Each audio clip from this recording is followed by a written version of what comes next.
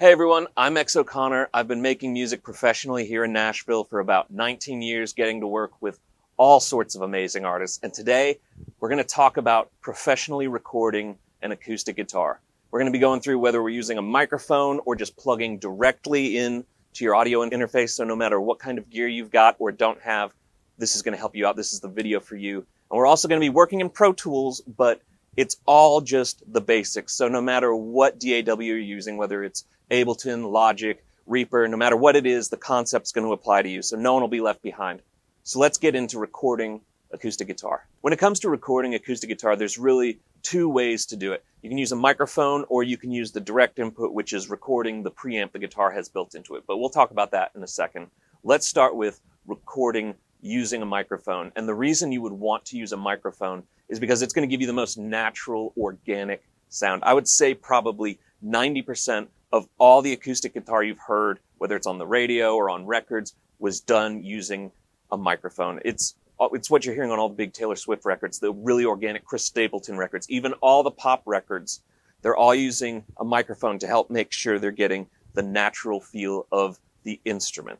So let me just show you real quick. This is a clip of an acoustic guitar I recorded with a microphone way back with a buddy of mine, Phil Wickham, back 2007, but I just love the tone of it. Listen to how organic and present it sounds. The song's called Divine Romance.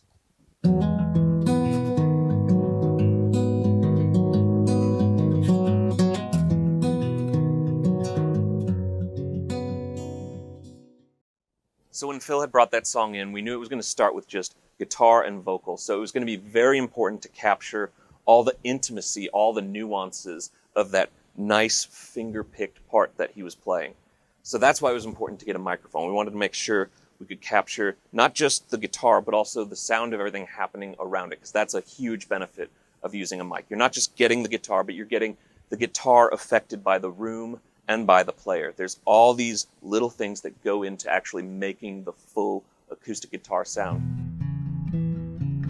Dynamic microphones, I would say when I'd want more of a lo-fi, maybe grittier feeling mic. The dynamic microphones aren't necessarily as detailed sounding as condenser microphones. So a lot of times we'd use them when we want more of almost an effectual sounding guitar where it still sounds like an acoustic guitar through a microphone, but it doesn't have quite that clarity that the condenser microphone has. It's a little more rough.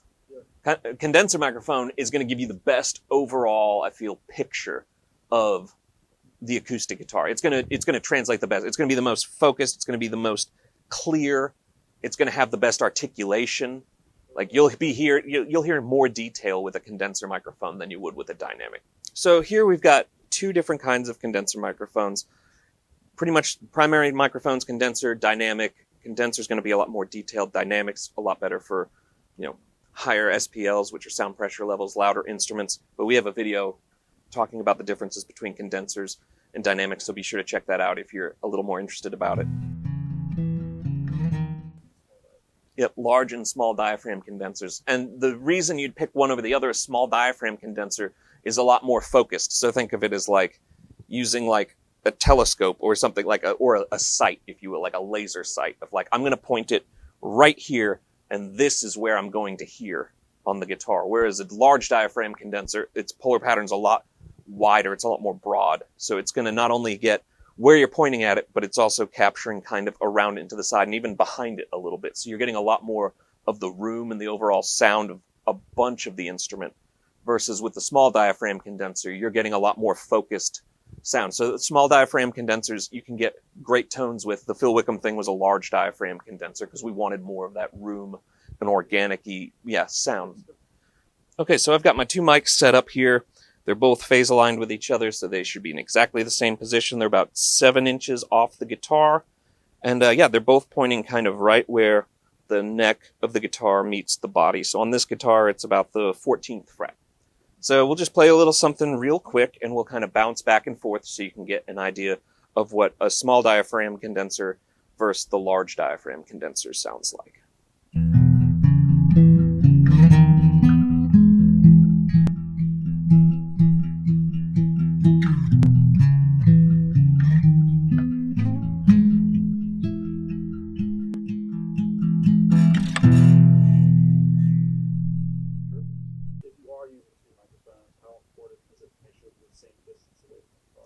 It's very important.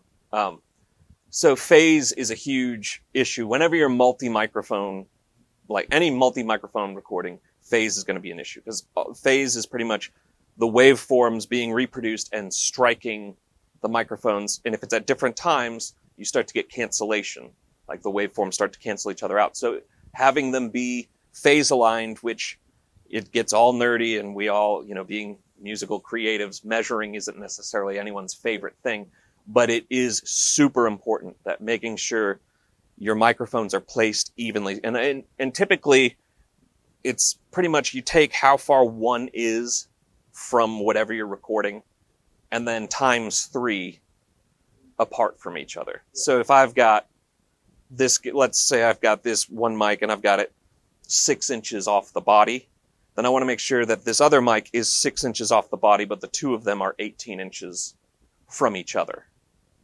So it would be a nice 18-inch spread with both mics 6 inches off.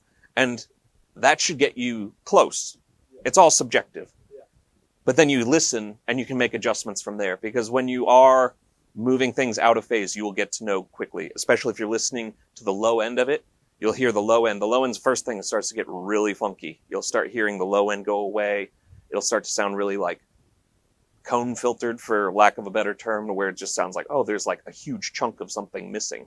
And that's when you know you've started to get phase cancellation. So it can be as easy as just like using your foot and sliding one of the mics backwards and forwards closer to you and away from you to just kind of get it dialed in. Just listen in your headphones. Yeah. So, yeah, just recording seems to be this big mythical thing. Like it's this huge task shrouded in mystery, but really it's just fundamentals. And the first fundamental is you have to start with a source that you like. And in this case, the source is the guitar. So to record a great sounding guitar, you have to first love the sound of the guitar. And we all have, different budgets, different instruments to record. But what's important is like you can have a $50 guitar and still like how it sounds. And that comes from keeping the strings up, making sure that you've had the guitar set up or worked on or intonated, making sure it's in tune, just basics like that. But just knowing too that new strings sound brighter, there's a lot more high end to them than older strings. So if you need a lot brighter sounding guitar, put new strings on it, Then you can also change the sound of the guitar using the pick. A thicker pick has a little warmer tone, maybe not as much attack to it, whereas a thinner, like one of the nylons or something like that, you're going to get a lot more attack, a lot more bite. You're going to hear the strum a lot more intensely. Whereas if you're even just using like the edge of your thumb to kind of strum along, that's going to give you a very mellow tone. Like the flesh on your finger is going to be very warm, not a lot of that definition and attack that the pick gives you, but maybe that's the sound you want. So just manipulating the sound before you even get the microphone, like figuring out what you want that to sound like.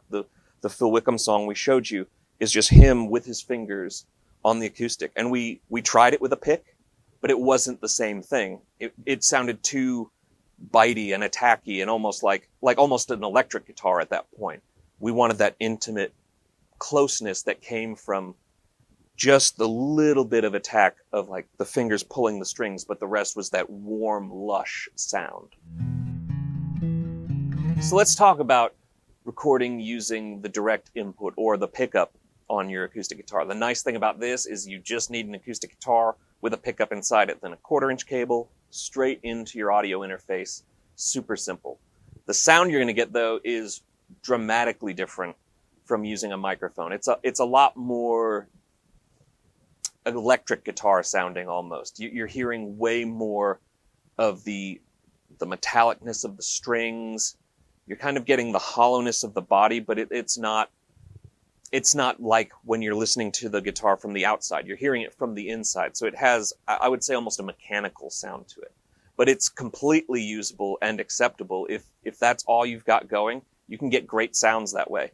A lot of times they're just a little more processed sounding. We use DI acoustics a lot for a song we're working on right now. Is a Christmas song by the Hunter Brothers, and we're putting a bunch of phase and effects on this acoustic guitar. So I've used the pickup of the acoustic guitar to just be this bit that I can throw a bunch of flanger and chorus on, and just have it be this, oh, cool moment it's still an acoustic guitar, but it's very affected. It sounds almost like an electric at that point, but it still has a little bit more of that chunky acoustic sound.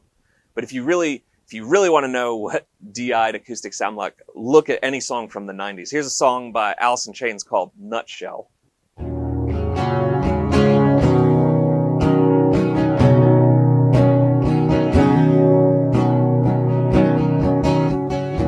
And you can hear it's just way more affected feeling. You can kind of hear the body a little bit, but it just sounds like someone playing with their fingers, like the nails of their fingers, a bit of attack, but not a ton, and very honky, if you will. Like there's not a lot of top and bottom to it. It's very like mids focused, but that's the sound you get. That's what the pickup's picking up inside the guitar. So you're getting like the mechanical nature of what's inside the guitar, the acoustics working in there.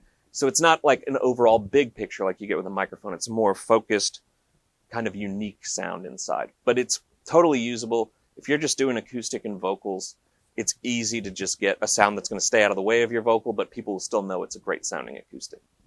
On an acoustic, the cool thing with DI is you get a little bit of control. Depending on the pickup you have, you might have a level control. You might have a little bit of EQ on it as well. Like a lot of them will have, some have a bunch of bands, like a graphic equalizer, which has like 12 bands. You can cut and choose different frequencies.